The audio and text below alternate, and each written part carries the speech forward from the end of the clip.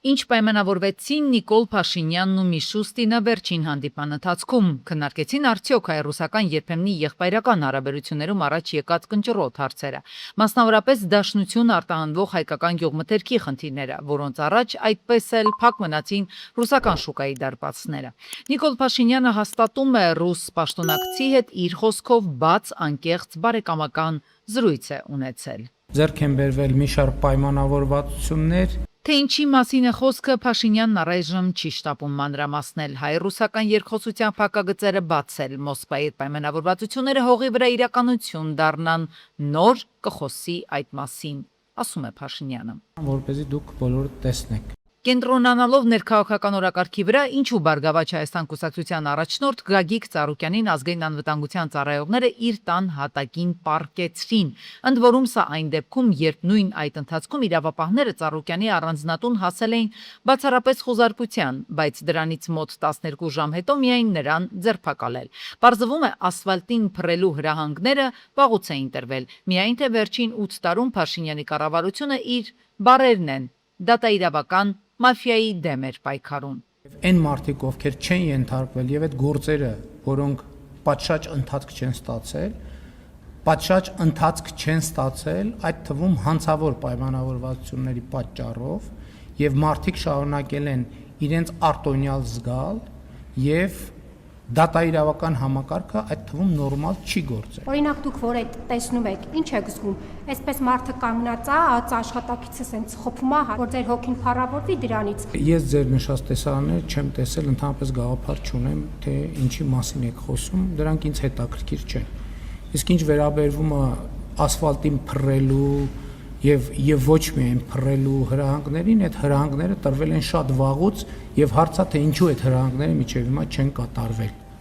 Այսինքն հարցը տեղ է, ինչու այդ հրահանգները նախկինում չեն կատարվել։ Ինչ որ ասել եմ, ինչ որ ասել եմ, պետք է դառնա իրականություն։ Այսուհանդերձ Փաշինյանը չի կարծում, թե արդեն կատարել է ժողովրդին տված իր խոստումը։ Նախընտրական իմ խոստումները կհամարեմ իրականացված, եթե ինչպես եւ խոստացել եմ, ամբողջ թալանված է բոլորի հատիկ միջև վերջ հետ բերվի եւ տակը մնա ինչին որ ձեզ հայտնի շրջանակները արժանի են։ Այդ ժամանակ կհամարեմ, որ իմ նախընտրական խոստումը կատարված է։ Սակայն կառավարությունն ու Փաշինյանի վստահեցմամբ նաև վերջին ընտրություններում քաղաքացիական պայմանագրին ձայն տված քաղաքացիները առայժմ միայն կարող են ակնկալիք ունենալ, որ դատաիրավական համակարգը մեջբերում նորմալ է աշխատելու։ Ինչով է հիշվելու արդեն նախորդ գումարման խորհրդարանը, ինչ որ մեկի համար գուցե եւ սուր ելույթներով, մյուսների համար ընդունված օրենսդրական փաթեթներով, շատերին էլ ծեծ ու ջարդով ու խորհրդարանին ոչ հարիր լեքսիկոնով։ 8-րդ գումարման ազգային ժողովում տարին մի քանի անգամ գրանցվում էին դեպքեր, երբ հեռուստադիտողը, ինչպես ասում են, ամոթից գետիններ մտնում, բարձր ամբիոնեի շուրջ տեղի ունեցած զարգացումների պատճառով։ Խնդիրը գուցե լուծեր էթիկայի հանձնաժողովը, նմանատիպ ամեն իրադարձությունից հետո գործող օրենքով պետք է ձևավորվի նման հանձնաժողով, որը պիտի քննի կոնկրետ դեպքեր։ Օրենքում կատարված փոփոխությունների համաձայն յուրաքանչյուր նոր գումարման ազգային ժողով մշտական հանձնաժողովների հետ միասին պետք է ձևավորի նաև էթիկայի հանձնաժողով։ Իշխող մեծամասնությունը եւ ընդդիմադիր խմբակցությունները ունենալու են հավասար ներկայացվածություն։ Օրինակ, եթե կառավարող մեծամասնությունը կունենա 5 պատգամավոր էթիկայի հանձնաժողովում, 5 պատգամավորներ նաև կունենան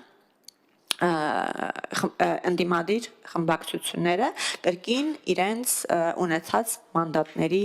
համամասնությամբ այդ բաշխումը կկատարվի։ Այս կարգավորումը գործնականում արդյունավետ չի եղել, քանի որ յուրաքանչյուր դեպքով հանձնաժողով ստեղծելու հարցը պետք է քննարկվեր ազգային ժողովի լիագումար նիստում, ինչը կարող էր հանգեցնել հարցերի քաղաքականացման եւ քննության օբյեկտ պատգամավորի նկատմամբ նախնական գնահատականների ձևավորման, դեռևս մինչև որևէ քննություն սկսելը, ասում են նախաձեռնության հեղինակները։ Նախագահությունը հանձնաժողովում յուրաքանչյուր 6 ամիս մեկ փոխվելու է, մեկ նախագահելու է հանձնաժողովում ընդդիմության ներկայացուցիչը, մեկ կառավարողի մեծամասնության ներկայացուցիչը եւ այն դեպքում, երբ ընդդիմության ներկայացուցիչը լինելու է հանձնաժողովի նախագահ, փոխնախագահ լինելու է կառավարող մեծամասնությունից եւ հակառակը։ Ենթադրվում է, որ գալիք խորհրդարանում հնարավոր բռնություններն ու ոչ խորհրդարանական պահվածքն ու լեքսիկոնը բացառելու համար պետք է սահմանվեն падգամավորների վարքագծի կանոններ։ Խոսքը վերաբերում է օրենքի մակարդակով սահմանված կանոններին։ Ընդհանրապես պիտի լիներ ազգային ժողովը այն բարդ դրաբջեքը, որը անսասան պիտի լիներ եւ անհաղորդ պիտի լիներ ընդհանրապես հասարակության դաշտում իրող զուտ հուզական ապրումներին այն իմաստով, որ չպետք է տրվեր բացասական հույզերին եւ բռնությանը եւ այլ եւ այլ։ Խնդիրն այն է, որ մինչև նոր խորհրդարանի գումարումը իշխող կուսակցության տարբեր ներկայացուցիչներ օգտագործում են արտահայտություններ, որոնցից ամենակիչը կարելի է ենթադրել, որ ազգային ժողովում սպասվում են թեժ իրադարձություններ, որոնց ընթացքում բառացի հնարավոր է թիրախավորվեն ընդդիմադիրները, այդ թվում ֆիզիկական ուժի մակարդակում։ Ինչպիսի պատժամիջոցներ կունենանք եւ կունենանք արդյոք թե ոչ, թե դա կլինի զուտ պարտավորքի մեթոդով եւ արդյոք կլինի իրական զսպող մեխանիզմ, որպեսզի բակը չբերվի պարլամենտ, այդտեղ ես ունեմ շատ կասկածներ։ Կլինի արդյոք դա թե ոչ, կկարողանա արդյունավետ գործել այդ հանձնաժողովը թե ոչ։ Գլոբալ ինչու է կարևոր խորհրդարանի падգամավորների հավուր պատշաճի պահվածքը, իսկ կարևոր է, քանի որ հանրության ստվար զանգվածի համար այդ մարդիկ պահվածքի եւ վարքի տեսանկյունից օրինակ են։ Նույնիսկ եթե կոնկրետ падգամավորը խորհրդարանի նիստին հետևողի կողմից հարգանք չի վայելում, միևնույնն է ընկալվում է որպես պահվածքի մոդել։ Եթե հայհոյում է բարձր ամբիոնի մոտ ելույթ ունեցողը, ուրեմն կարող է հայհոյել նաեւ սովորական քաղաքացին։ Անչափահասների կողմից կատարված ոչ մեծ եւ միջին ծանրության հանցագործությունների դեպքում պատասխանատվության ենթարկվելուց բացի պետությունը նախատեսում է կիրառել վերասոցիալականացման այլ մեխանիզմներ եւս։ Այդ իսկ նպատակով կառավարությունն առաջարկում է հստակեցնել դաստիարակչական բնույթի հարկադրանքի միջոցների կատարման կարգը, սահմանելով թե ով եւ ինչպես պետք է վերահսկի դրանց իրականացումը։ Առաջարկվող փոփոխություններից մեկով նախատեսվում է հստակեցնել քրեական օրենսգրքի 105-րդ հոդվածի առաջին մասի կարգավորումը, որով սահմանվում է, որ տեղական ինքնակառավարման մարմնի կամ դատապարտյալի վարքագծի նկատմամբ վերահսկողություն իրականացնող իրավասու մարմնի հսկողությանը հանձնելը ենթադրում է պահանջների կատարման պարտականություն։ Գործող խմբագրությամբ, սակայն, չի կոնկրետացվում, թե ինչ բովանդակություն կարող են ունենալ այդ պահանջները։ Առաջարկվում է հիշյալ հոդվածում կատարել լրացում եւ հստակեցնել, որ տեղական ինքնակառավարման կամ դատապարտյալի վարքագծի նկատմամբ վերահսկողություն իրականացնող իրավասու մարմինը անչափահասին կամ 21 տարին չլրացած անձին կարող է ներկայացնել նաեւ կրթական, մարզական, մշակութային կամ հանրային ծրագրերին կամ միջոցառումներին մասնակցելու վերաբերյալ պահանջներ։ Այլ կերպ, առաջարկվում է նշված մարմիններին վերապահել անձի վրա կրթական, մարզական, մշակութային կամ հանրային ծրագրերին կամ միջոցառումներին մասնակցելու պարտականություն դնելու լիազորություն։ Փաստաբանների գնահատմամբ գաղափարը դրական է, սակայն դրա արդյունավետությունը կախված կլինի ոչ այնքան փոփոխությունների ընդունումից, որքան գործնական կիրառությունից։ Եթե վերահսկողությունը ու դաստիարակչական աշխատանքը ձևական լինեն, ապա ակնկալվող արդյունքը դժվար թե ապահովվի։ Իսկ անհատական մոտեցման դեպքում, ըստ մասնագետների, հնարավոր կլինի նվազեցնել կրկնահանցագործությունների ռիսկը։ Այստեղ մենք շատ կարևոր հարց ունենք դիտարկելու, թե որքանով են երաշխիքները պահպանվելու, դա է հիմնական հարցը լինելու։ Երաշխիքները ավելի շատ կախված են նրանից, թե ցանկացած հարկադրանքի բնույթի գործողություն, որը պետք է կատարվի դաստիարակչական, կլինի կրթական, կլինի այլ սոցիալիզացման հետ կապված, սա պետք է հստակ աշխատանք լինի եւ ուղեկցվի անչափահասի անհատական աշխատանքով։ Այսինքն չլինի զուտ օրենսդրական փոփոխություն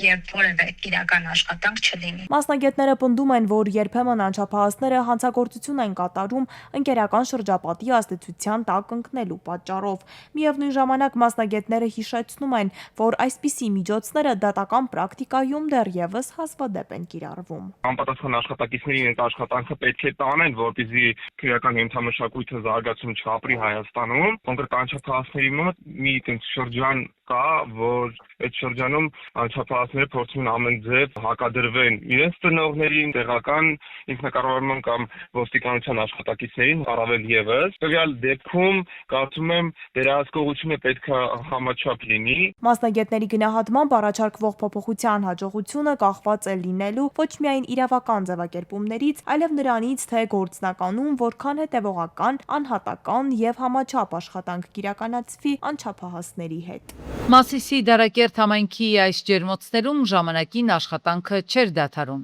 Այսօր սակայն այստեղ լռություն է։ Տասնյակ ջերմոցներ դատարկ են, իսկ դրանց մի մասը նույնիսկ այս սեզոնին չի շահագործվել։ Գյուղացիներն ասում են, ստեղծված պայմաններում գյուղատնտեսությամբ զբաղվելը այլևս ձեռնտու չէ։ Դեռ անցած տարի նույն ժամանակահատվածում այստեղ աճեցվում էր նազրվան տեսակի վարունգ։ Ջերմոցատերերի վստահեցմամբ միայն մեկ տնտեսությունը կարող էր ամսական մոտ 700,000 դրամ եկամուտ ապահովել, սակայն մեկ տարվա ընթացքում իրավիճակը կտրուկ փոխվել է։ Եկամուտները նվազել են, իսկ ծախսերը աճել։ Բրոկոլի ունենք 800 մետր ցանել էինք գարունը, որ պետք է ասենք 700-800 դրամով ծախենք, եկավ եղավ 400 դրամ, հետո միանգամից 200 դրամ։ Ու արդեն ինքը մեծացավ, դուրս չգնաց ապրանքը, մնաց ամբողջը հողամասի մեջ։ Ամենամեծ խնդիրներից մեկը գյուղացիների գնահատմամբ արտադրանքի իրացման հետ կապված դժվարություններն են, երբ բերքը չի վաճառվում կամ վաճառվում է ինքնարժեքից ցածր գնով, արտադրողը հայտնվում է ծանր ընտրության առաջ։ Շատ դեպքերում լոլիկը պարզապես մնում է ջերմոցներում կամ թափվում, քանի որ դրա տեղափոխման եւ պահպանման ծախսերը հնարավոր եկամուտից շատ ավելի մեծ են։ Արտադրության ծախսերը տարեց տարի ավելանում են, նշում են գյուղացիները։ Ջերմոցային տնտեսությունների համար զգալի ներդրումներ են պահանջվում՝ սերմացու, պարարտանյութ, բույսերի պաշտպանության միջոցներ, ոռոգում, ջեռուցում եւ աշխատուժ։ Այս ամենին ավելացել է նաեւ հարկային բեռը։ Նրանց խոսքով բարձրացել է հողի հարկն ու գույքահարկը, ինչը լրացուցիչ ֆինանսական ճնշում է ստեղծում տնտեսությունների վրա։ 3 կիլոգրամ վարունգը արժե մի պաչկա սիգարետի, որովհետև գինը իջել է այնքան, որ ոչ մեկն էլ չի առնում։ Տանում ենք ապտվոյում 50-60 ռուբլի վերին գլուխը։ Էդել թե որ հանձնենք, ծախենք լավ է։ Շատ ժամանակ հետ ենք բերում, թափում։ Արտահանումն է, ստեղ որ մարդիկ չեն ուզում, չեն առնում, չես կարող ասես էլի, ինչն է բան, բայց որ դուրս այն ժամանակ դուրս էր գնում, էլի լավ էր, ծախվում էր, մեծ ֆերմերները կտանեին, ասենք դուրս կհանեին, մենք ստե էլի մեր շուկայով յոլա կգնայինք, կլենտները կտանեին, յոլա կգնայինք, վարունգ էինք արել, չնայած չենք վառել, բայց դե էլի ծախս ես անում։ Դարձավ 50 դրամ, 60 դրամ։ Օրինակ ջերմատնային տնտեսություններին տրամադրվում է վարկերի տոկոսադրույքների սուբսիդավորման ծրագիր, որտեղ կարող են 1 հեկտար եւ ավելի մակերեսով ջերմատնային տնտեսություններ ունեցողները դիմել, ստանալ վարկեր եւ դրանցով օրինակ վճարել իրենց գազի, ջրի, էլեկտրոէներգիայի վճարները, կատարել պարտադիր վճարումները, համայնքային բյուջե հարկեր турքերի տեսքով, աշխատավարձներ, դրան հավասարեցված վճարներ։ Ջերմատերերի հաշվարկներով որոշ տնտեսություններ արդեն կրել են 30-ից 100 միլիոն դրամի վնաս։ Այս պայմաններում շատերը հրաժարվում են նոր ցանկ կատարելուց։ Ջերմոցները դատարկ են մնում ոչ թե ցանկության բացակայության, այլ ֆինանսական ռիսկերի պատճառով։ Գյուղացիները ասում են, որ եթե վստահ չեն, որ կարողանալու են իրացնել բերքը եւ վերադարձնել ներդրված գումարը, հերթական սեզոն սկսելը չափազանց վտանգավոր է։ Հենց ջրի խողովակը խեք վերացնում։ Մի ամբողջ գյուղ կտրում եք ջրից։ Հուլիսի 7-ին Աբովյանում Վեոլիա ջուրընկերության Կոտայքի մարզի պատասխանատուի հանձնարարությամբ մի քանի հոգի Աբովյան քաղաքի 6-րդ թաղամասում իրենց կողմից անցկացված ջրախողովակն են փորձել կտրել, պատճառաբանել, որ ջրի կորուստ կա, պետք է խողովակը ապամոնտաժեն։ Այդ կերպ հարյուրավոր բնակիչներ զրկվելու էին կանոնավոր խմելու ջրից։ Գործող ջրի խողովակը կանոնավոր ջրամատակարարումը տալիս է Աբովյան քաղաքի մի հատվածի դիսպանսերին, Արզնի բնակավայրին, հիմա եթե որոշել են, որ պիտի ջրախողովակը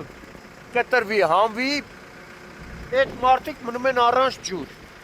Քաղաքացիների համար անհայտ էր ինչու է հսկայական ծախս արվել ջրախողովակ անցկացվել, եթե պետք է հետո դա ապամոնտաժվեր։ Աբովյանցիները պատրաստվում էին կտրուկ միջոցների դիմելու, որպեսզի հետագա սրացումները կանխվեին։ Կոտայքի մարզպետի, հետո արդեն Աբովյան խոշորացված համայնքի ղեկավարի հանձնարարականով քաղաքապետարանի աշխատակիցներն են եկել, նաև ոստիկանության, համայնքային ոստիկանության գլխավոր վարչության Աբովյանի բաժնի օպերատիվ խումբը։ թողտվություն չունեն քանդելու, որ դադարեցնեն այդան մինչև լույսը բացվի։